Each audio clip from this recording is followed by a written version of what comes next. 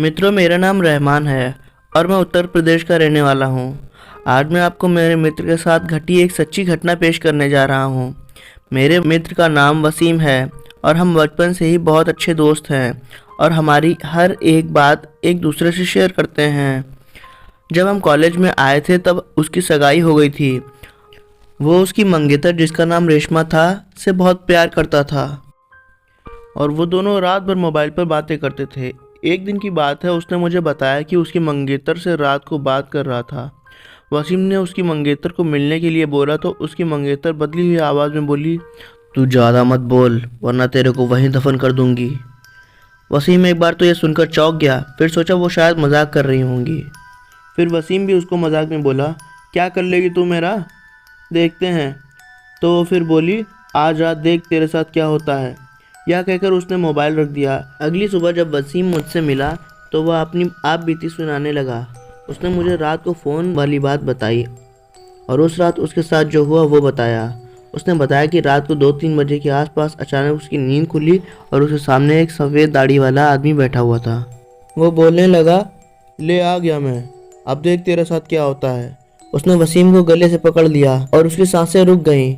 वसीम ने उसी वक्त अल्लाह का नाम लेते हुए दुआ पढ़ना शुरू कर दिया और वो उसके सामने से गायब हो गया। मुझे उसकी बात सुनकर बड़ा अचंभा हुआ, ये ऐसा कैसे हो सकता है। अगले दिन वसीम ने फिर अपनी मंगेतर से मोबाइल पर बात की और बोला, कल रात तुम मुझे क्या अनाप शनाप बोल रही थी। उसकी मंगेतर ने कहा, ऐसा कैसे हो सकता है, जबकि कल तो मैंने कॉल ही नहीं करी थी। ये सुनकर वसीम के रोंगटे खड़े हो गए और उसने तुरंत फ़ोन काट दिया। उसी वक्त वसीम ने मुझे फ़ोन किया कि उसकी मंगेतर की तबीयत ख़राब है और कल उसके घर चलना है। अगले दिन हम दोनों तैयार होकर वसीम की मंगेतर के घर गए। वहाँ हमने दरवाज़ा खटखटाया तो उसकी मंगेतर सामने खड़ी थी और बदली हुई आवाज़ में बोली, तू फिर आ गया ना, तूने अगर अंदर कदम रखा तो यहीं पर तेरा जनाजा निकाल दूंगा। वसीम बोला कि ये क्या बोल रही है तू। वसीम आगे था और जैसे ही उसने घर में कदम रखा, उसकी मंगेतर ने दीवार पर टंगी तस्वीर उतारकर वसीम के सर पर दे मारी। उसके सर से खून बहने लगा। वसीम के ससुर और सालों ने उसकी मंगेतर को पकड़कर बिठाया। फिर उसके सालों ने वसीम के सर पर पट्टी बांधी।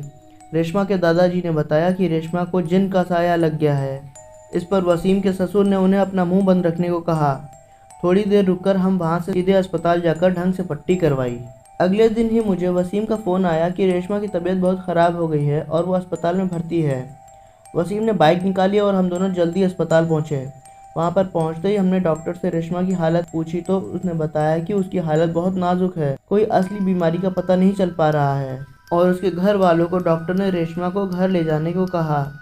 सभी हैरान थे कि ऐसी क्या बीमारी है जिसका इलाज डॉक्टर के पास भी नहीं है। फिर उसके घर वाले रेशमा को घर ले आए।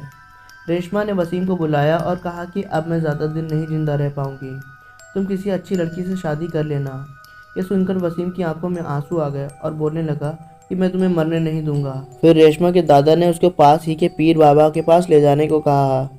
हम उसको पीर बाबा के पास ले गए और पीर बाबा ने बताया कि उसको एक बुरे जिन ने पकड़ लिया है, जिसकी वजह से वो इसके शरीर को नुकसान पहुंचा रहा है। अब बहुत देर हो गई है।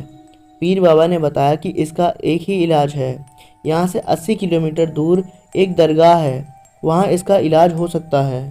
और बाबा ने बताया कि इसके साथ वही इंसान जाएगा जिसे वो सबसे ज़्यादा चाहती है। वसीम ने कहा, मैं चला जाऊँगा, मुझे बाइक भी चलानी आती है। रात के 3 बजे वसीम और रेशमा दोनों बाइक पर निकल पड़े, लेकिन आधे घंटे बाद किसी का फ़ोन आया कि वसीम और रेशमा दोनों एक्सीडेंट में मारे गए। ये सुनकर मेरा रो रो कर बुरा हाल हो गया। मेरा सबसे करीबी दोस्त अब इस दुनिया में नहीं रहा। सब्सक्राइब कर लें ऐसी ही और कहानियाँ सुनने के लिए और कमेंट करके हमें ये बताना ना भूलें कि हम कहानियों में आपके लिए क्या सुधार या जोड़ सकते हैं, जिससे आने वाली कहानियों को बेहतर तरह से आपके लिए पेश कर सकें।